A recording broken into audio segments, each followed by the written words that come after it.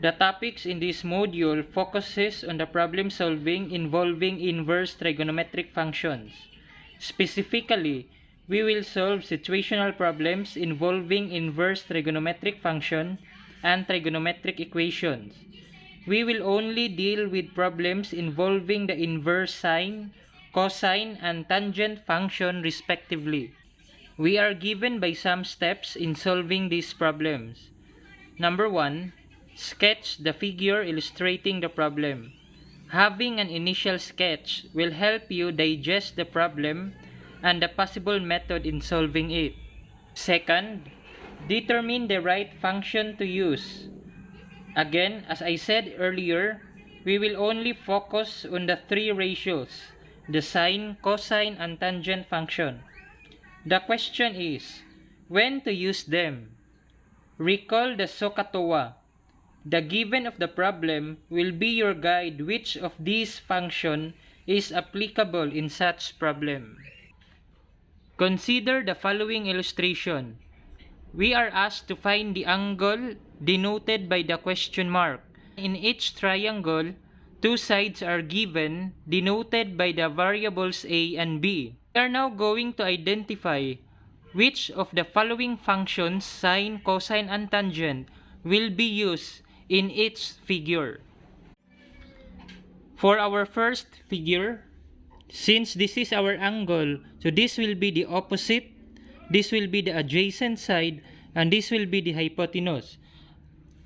On that figure, the given is the adjacent side, B, and the hypotenuse, A.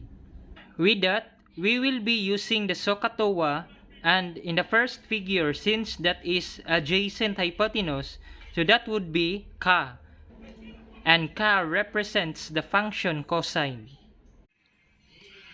For the second given, the given are the opposite side and the adjacent side. Therefore, we are using the TOA in the SOHCAHTOA, and that is for the tangent. And lastly, for the last given, this is for the sine function because of the given, opposite, and hypotenuse. Make sure that in illustrating the problem, you correctly label the parts provided in the problem so that in our analysis, we will come up to the right solution.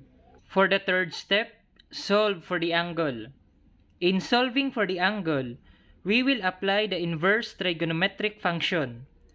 Since the angles in practical problems are not strictly following the coordinates of the unit circle, we have no other option but to use a scientific calculator. For this video, I will be using this scientific calculator downloaded from Play Store. And once you have your scientific calculator, type the figures into your calculator to find the result. For our first problem, a 50-foot ladder leans against a building. If the base of the ladder is 7 feet away from the base of the building, what is the measure of the angle formed by the ladder and the building? The illustration of this problem is also provided, and it is assumed that the building is perpendicular to the ground. So where is now the angle that we are referring to? Since the problem asked for the measure of the angle formed by the ladder and the building, that means to say the location of our x, since the x is in between the ladder and the building, not in between the ground and the ladder. The given are the following. The opposite side of the angle is 7 feet and the hypotenuse is 50 feet. So that is the SO, and we will be using sine in this problem. So we have sine x equals opposite over hypotenuse. Substituting, so we have 7 over 50.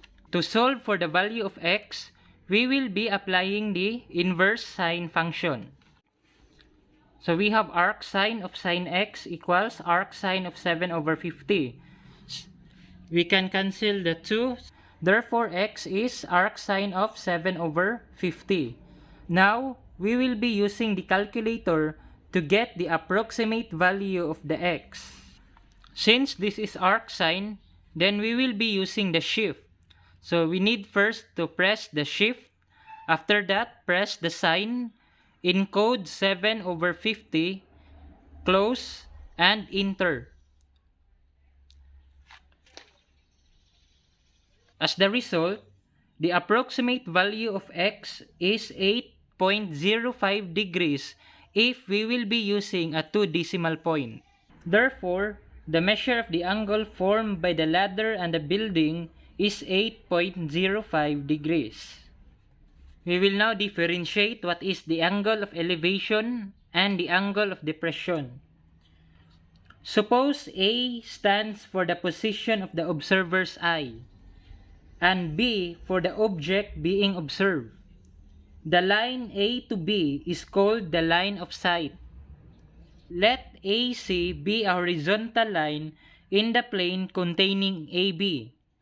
Then, if B is above AC, then the angle say AB is called the angle of elevation. And if B is lower than AC, then the angle say AB is called the angle of depression. In the first figure, since the object is above the observer's eye, so the angle formed is angle of elevation. Other books call this an angle of inclination. And for the second, since the object is below the observer's eye, therefore this is angle of depression. We will now proceed to the problem involving cosine function. From the problem, we have this final illustration. So the adjacent side now is 7 feet, that is subtracting 10 by 3, and the hypotenuse is 230 feet. Therefore, we will be using the cosine function in solving for the value of x. So that becomes cos x equals the adjacent 7 over the hypotenuse 230.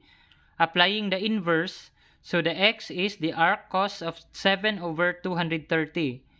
Using the calculator, the result is approximately equal to 88.26 degrees. The measure of the angle the boat makes from the line drawn from the end of the pier through the foot of the pier is 88.26 degrees. We will now proceed to the problem involving inverse of tangent function. From the problem, we are given by the following measurement. The opposite is 28.4 feet and the adjacent is 5 feet. So we will be using the tangent here in solving for the value of x.